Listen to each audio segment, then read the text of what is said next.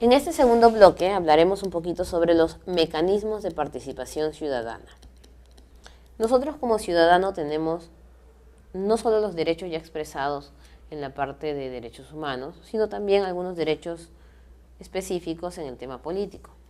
Y nosotros nuestros mecanismos de participación ciudadana los dividimos en dos grupos. Los mecanismos netamente de participación y los de control. Los de control van en función de las autoridades y los de participación ciudadana, que son derechos, van en función a lo que nosotros podemos hacer para estar más cerca de la actividad política.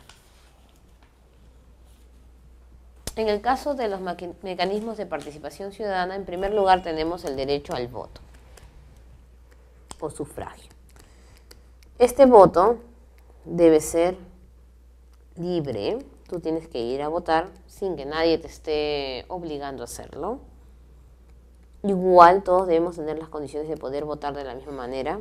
Secreto, no estás en la obligación de contárselos a nadie, ni siquiera porque es un periodista que quiere saber boca de urna ni nada. Además, es personal, no puede ser asistido.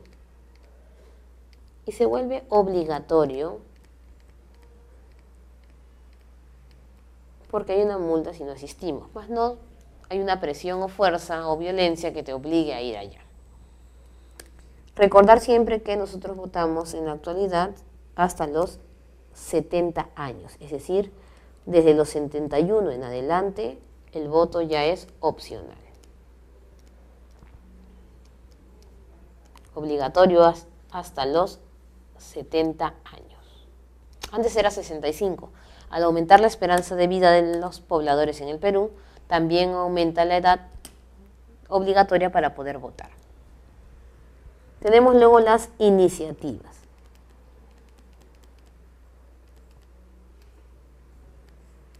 Ambas iniciativas necesitan el 0.3% de la población electoral que haya votado en los comicios anteriores de todos los que vendría a ser el Perú, es decir, nacional. Existen dos iniciativas: iniciativa legislativa o de formación de leyes e iniciativa constitucional o de reforma constitucional. Con la legislativa nosotros podemos generar o hacer un proyecto de ley que recolectamos las firmas y las llevamos nosotros al Congreso. No significa que porque tú llevas un proyecto de ley ya está aprobado. Todos tenemos esa iniciativa, mientras que los que trabajan en el Congreso, es decir, los congresistas, tienen la iniciativa inmediata. En el caso de la constitucional es cuando queremos nosotros la modificación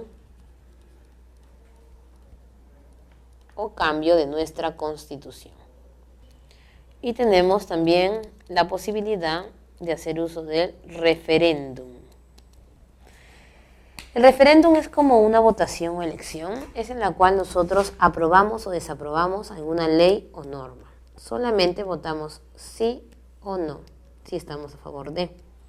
Y debe ser solicitado por el 10% de la población nacional. ¿Qué podemos someter a referéndum?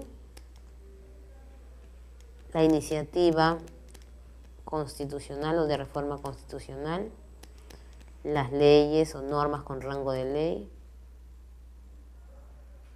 y el proceso de descentralización.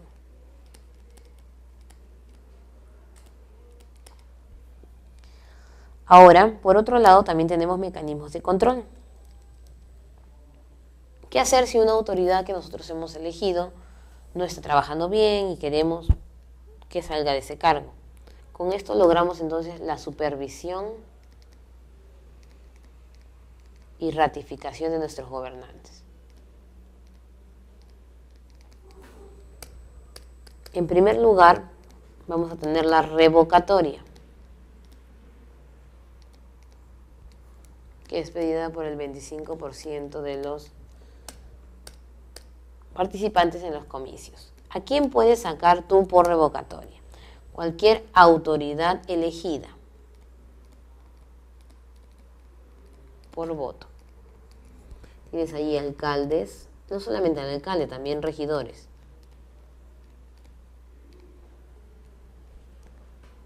Los que trabajan en el gobierno regional, como en este caso es el gobernador regional, el vicegobernador y los consejeros regionales. Y otra autoridad que es elegida por nosotros es el juez de paz. Los demás jueces son elegidos por la Junta Nacional de Justicia. Ahora, también tenemos el proceso de remoción, que se da cuando la autoridad no es elegida, sino ha sido una autoridad designada.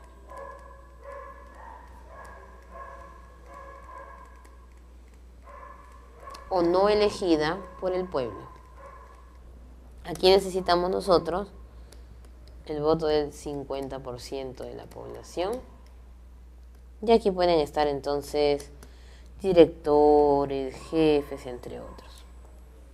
Y para los dos casos, nosotros debemos solicitarlo, no ni en el primer año ni en el último año. Y no es que de un momento a otro vas a revocar o remover a alguien. Tienes que pedir primero la rendición de cuentas, que no es nada más y nada menos que preguntarle a la autoridad qué es lo que ha hecho con los fondos nacionales de su jurisdicción. Esta rendición de cuentas puede ser respondida de forma escrita u oral porque es un pack de preguntas y estas preguntas las compramos nosotros en la OMPE. Todo va en función de la parte del presupuesto económico. También existen otras formas como son el presupuesto participativo. Antes las autoridades locales distribuían el dinero según su criterio y no podían participar las organizaciones sociales para poder pedir dinero. Ahora sí, es la reunión del alcalde con las organizaciones. Y tenemos por otro lado la consulta previa, que es una especie de referéndum que se da en los lugares nativos o pueblos originarios, debido a que tienen también sus propias leyes. Existe otra forma llamada consulta vecinal, que es la más usada en los últimos tiempos. Y especialmente como sentido de demarcación territorial.